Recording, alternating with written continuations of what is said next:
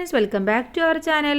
6ാം ക്ലാസ്സിലെ സോഷ്യൽ സയൻസിൻ്റെ മറ്റൊരു വീഡിയോയിലേക്ക് എല്ലാ കൂട്ടുകാർക്കും സ്വാഗതം. ഈ വീഡിയോയിൽ നമ്മൾ നോക്കാൻ പോകുന്നത് ആനുവൽ എക്സാമുമായി ബന്ധപ്പെട്ട കുറച്ച് ഇമ്പോർട്ടൻ്റ് ആയിട്ടുള്ള ക്വസ്റ്റ്യൻസും അവയുടെ ആൻസേഴ്സുമാണ്. അപ്പോൾ നമ്മൾ ഓൾറെഡി ക്വസ്റ്റ്യൻ പേപ്പർ അനലൈസ് ചെയ്തിട്ട് വീഡിയോ അപ്ലോഡ് ചെയ്തിട്ടുണ്ട്. അപ്പോൾ അതിലെ ക്വസ്റ്റ്യൻസും അത് കൂടാതെയുള്ള കുറച്ച് ഇമ്പോർട്ടൻറ്റ് ക്വസ്റ്റ്യൻസുമാണ് നമ്മൾ ഡിസ്കസ് ചെയ്യാൻ പോകുന്നത്. അപ്പോൾ നമുക്ക് നേരെ ക്വസ്റ്റ്യൻ പേപ്പറിലേക്ക് കിടക്കാം. ഇവിടെ ഒന്നാമതായിട്ട് കൊടുത്തിട്ടുള്ളത് name of some of the natural resources are given below. താഴെ കുറച്ച് നാച്ചുറൽ റിസോഴ്സസ് തന്നിട്ടുണ്ട്. ഏതൊക്കെയാണെന്ന് നോക്കാം. Wind, coal, natural gas, water, forest, sunlight, petrol, iron, oil. ഇത്രയുമാണ് തന്നിട്ടുള്ളത്. ഇതിലെ first question, list out the ever available resources from the given natural resources.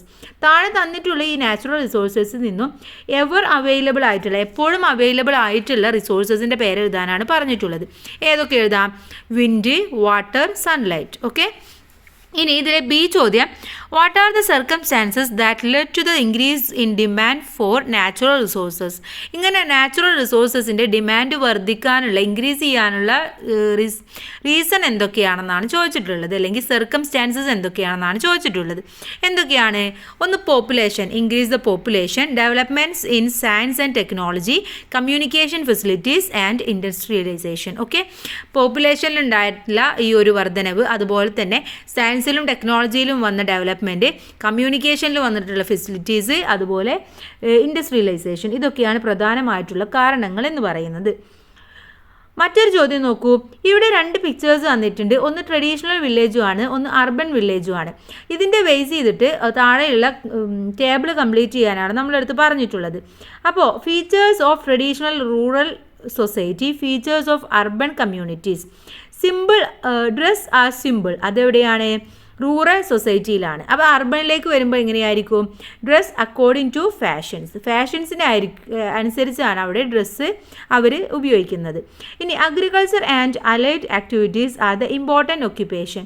ഇതാണ് rural ഏരിയയിലെ ഇമ്പോർട്ടൻ്റ് ആയിട്ടുള്ള ഒക്യുപ്പേഷൻ. എന്നാൽ അത് അർബൻ കമ്മ്യൂണിറ്റീസിൽ വരുമ്പോൾ different occupations related to industry, trade and technology ആയിട്ട് മാറും. നമുക്കറിയാം, അർബൻ ഏരിയയിൽ വരുമ്പോൾ അവിടെ പ്രധാനമായിട്ടും ഉള്ളത് ഇൻഡസ്ട്രിയാണ്, ട്രേഡ്സ് ആണ്, അതുപോലെ തന്നെ ടെക്നോളജി ബേസ് ചെയ്തിട്ടുള്ള ഇൻഡസ്ട്രീസ് ആണ്. ഇനി അൺസിമ്പിൾ ലൈഫ് സ്റ്റൈൽ ആയിരിക്കും റൂറൽ ഏരിയയിൽ, എന്നാൽ അർബൻ ഏരിയയിലാണെങ്കിൽ modern and diverse life style ആയിരിക്കും. ഇനി joint family system had great importance in the rural area, but urban area nuclear family system is more prevalent. അവരെന്താണ്? ന്യൂക്ലിയർ ഫാമിലി സിസ്റ്റം ആയിരിക്കും urban ഏരിയയിൽ ഏറ്റവും കൂടുതൽ ഉണ്ടായിരിക്കുന്നത്. ഇനി ഇതിൽ അടുത്തൊരു ചോദ്യം, name the place where the tribal community live together. Tribal community എല്ലാവരും ഒരുമിച്ച് താമസിക്കുന്നതിനെ പറയുന്ന പേര് ഊരി എന്നാണ്. ഓക്കെ, ഊരി എന്നാണ് പറയുന്നത്. ഇനി ഇതിലെ മറ്റൊരു activity, analyse and prepare a note on the situation which led to the flourishing of trade and development of new market and ports during the medieval period. Medieval പീരിയഡിൽ ഈ പോർട്സും അതുപോലെ തന്നെ ന്യൂ മാർക്കറ്റ്സും ഒക്കെ ഡെവലപ്പ് ആവാനുള്ള അതിൻ്റെ സിറ്റുവേഷൻസ് എന്തൊക്കെയാണെന്നാണ് ചോദിച്ചിട്ടുള്ളത്. എന്തൊക്കെ എഴുതാം നമുക്ക്?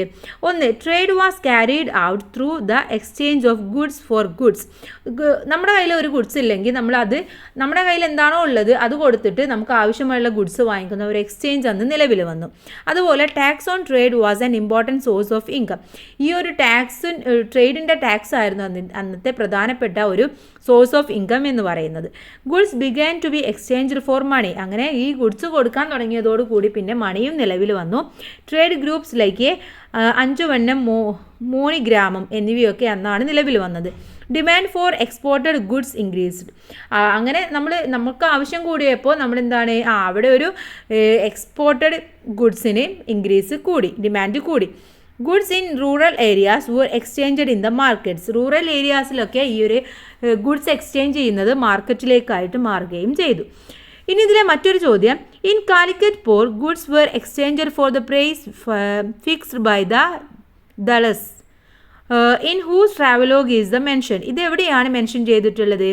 മാഹുവാൻ എന്ന ഒരു ബുക്സിലാണ് മെൻഷൻ ചെയ്തിട്ടുള്ളത്. അദ്ദേഹമാണ് മെൻഷൻ ചെയ്തിട്ടുള്ളത്. ഇനി മറ്റൊരു ആക്ടിവിറ്റി നോക്കൂ. From the statements given below, selected and write the statement that are help for sustainable development. Sustainable ഡെവലപ്മെൻറ്റിനുമായിട്ട് ഹെൽപ്പ് ചെയ്തിട്ടുള്ള സ്റ്റേറ്റ്മെൻറ്റ് എഴുതാനാണ് പറഞ്ഞിട്ടുള്ളത്. അപ്പോൾ ഏതൊക്കെ എഴുതാം?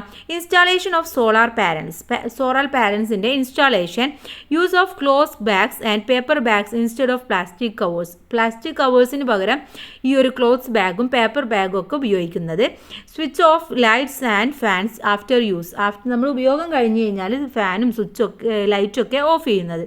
ഇനി ഇതിലെ മറ്റൊരു ചോദ്യം, what do you mean by sustainable development? എന്താണ് സസ്റ്റൈനബിൾ ഡെവലപ്മെൻറ്റ് എന്ന് പറഞ്ഞാൽ? Development that means the needs of the present without comprising the right of future generation to fulfil their needs is termed as sustainable development. അഥവാ നമ്മുടെ needs കഴിച്ചിട്ട് നമ്മൾ ദുരുപയോഗം ചെയ്യാതെ അതും അടുത്ത ഒരു ജനറേഷനും കൂടെ സേവ് ചെയ്ത് വെക്കുന്നതിനെയാണ് നമ്മൾ സസ്റ്റൈനബിൾ ഡെവലപ്മെൻറ്റ് എന്ന് പറയുന്നത്. ഇനി നമുക്ക് കുറച്ച് മലയാള മീഡിയം നോക്കാം. മധ്യകാല കേരളത്തിൽ വ്യാപാരം ശക്തിപ്പെടുത്തുന്നതിനും പുതിയ അങ്ങാടികളും തുറമുഖങ്ങളും വളർന്നു വരുന്നതിനും ഇടയായ സാഹചര്യം വിശകലനം ചെയ്ത് കുറിപ്പ് തയ്യാറാക്കുക. നമ്മൾ ഇംഗ്ലീഷ് മീഡിയം പറഞ്ഞത് തന്നെയാണ്.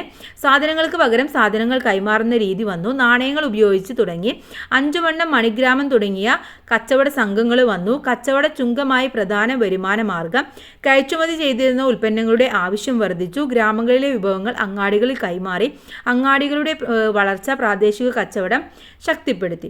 മറ്റൊന്ന്, കോഴിക്കോട് തുറമുഖത്ത് ദല്ലാൾമാർ ഉറപ്പിക്കുന്ന വിലക്ക് സാധനങ്ങൾ കൈമാറ്റം ചെയ്തിരുന്നു. ഇത് ഏത് വിദേശ സഞ്ചാരിയുടെ വിവരണത്തിലാണ് പരാമർശിച്ചിട്ടുള്ളത്? മാഹ്വാൻ്റെയാണ്. ഓക്കെ. മറ്റൊരു ചോദ്യം, ചുവടെ നൽകിയിരിക്കുന്ന പ്രസ്താവനകളിൽ നിന്നും സുസ്ഥിര വികസനത്തിന് സഹായകമായ പ്രസ്താവനകൾ തിരഞ്ഞെടുക്കാനാണ് പറഞ്ഞിട്ടുള്ളത്. അപ്പോൾ തിരഞ്ഞെടുത്തത് ഞാൻ പറയാം കറക്റ്റ് ആയിട്ടുള്ളത്. സോളാർ പാനലുകൾ സ്ഥാപിക്കുന്നു, പ്ലാസ്റ്റിക് കവറുകൾക്ക് പകരം തുണിസഞ്ചികൾ, പേപ്പർ ബാഗുകൾ എന്നിവ ഉപയോഗിക്കുന്നു, ഉപയോഗശേഷം ലൈറ്റുകളും ഫാനുകളും ഓഫാക്കുന്നു. ഇനി സുസ്ഥിര വികസനം എന്നതുകൊണ്ട് അർത്ഥമാക്കുന്നത് എന്താണ്? വരും തലമുറകൾക്ക് അവരുടെ ആവശ്യം നിറവേറ്റുന്നതിനും ശേഷിയിൽ കുറവ് വരാതെ ഇന്നത്തെ തലമുറ അവരുടെ ആവശ്യങ്ങൾ നിറവേറ്റുന്ന സമീപനമാണ് സുസ്ഥിര വികസനം എന്ന് പറയുന്നത്. ഇനി അടുത്തത് നോക്കൂ. ഡൽഹിയിൽ അധികാരം സ്ഥാപിക്കുക എന്ന ലക്ഷ്യത്തോടെ മുഗൾ ഭരണാധികാരികൾ സൈനിക ശക്തി മെച്ചപ്പെടുത്താനായി സ്വീകരിച്ച മാർഗങ്ങൾ എന്തെല്ലാം? വെടിമരുന്ന്, പീരങ്കി എന്നിവയുടെ ഉപയോഗം, വലിയൊരു സൈന്യവും അവർക്കുണ്ടായിരുന്നു. പട്ടികയിൽ നൽകിയിരിക്കുന്ന ഭരണപരിഷ്കാരങ്ങൾ നടപ്പിലാക്കിയ ഭരണാധികാരികളെ തിരിച്ചറിയാനാണ് പറഞ്ഞിട്ടുള്ളത്. ഒന്നാമത്തത്, ഒരു ഏകീകൃത നാണയ വ്യവസ്ഥ നടപ്പിലാക്കി. തങ്ക, ചിതൽ എന്നിവയായിരുന്നു നാണയങ്ങൾ. ഇതാരാണ്? ഇൽത്തുമിഷാണ് നടപ്പിലാക്കിയത്. ഇനി തലസ്ഥാനം ഡൽഹിയിൽ നിന്ന് ദേവഗിരിയിലേക്ക് മാറ്റി. അത് ആരായിരുന്നു? ഇനി മറ്റൊരു ചോദ്യം നോക്കൂ. Name the architecture styles of the history monuments given below. ഇവിടെ നമുക്ക് രണ്ട് ഹിസ്റ്ററി തന്നിട്ടുണ്ട്. ഇത് ഏതാണെന്ന് എഴുതാനാണ് പറഞ്ഞിട്ടുള്ളത്. ഒന്ന് താജ്മഹൽ ആണെന്നറിയാം, സെക്കൻഡ് വൺ കൂട്ടുകാരൊന്ന് ഫൈൻഡ് ഔട്ട് ചെയ്യാം. ഇനി write any two features of each style. ഒന്നാമത്തേത് നമുക്കറിയാം എന്താണ്? ഇസ്ലാമിക്കിൻ്റെയാണ്. രണ്ടാമത്തെ എന്ന് പറയുന്നത് കത്തോലിക്കാണ്. അപ്പോൾ അതിൻ്റെ രണ്ടിൻ്റെയും സ്പെഷ്യാലിറ്റി നമ്മുടെ ടെക്സ്റ്റ് ബുക്കിലുണ്ട്. അതും കൂട്ടുകാരൊന്ന് പഠിച്ചു വെക്കുക. ഓക്കെ.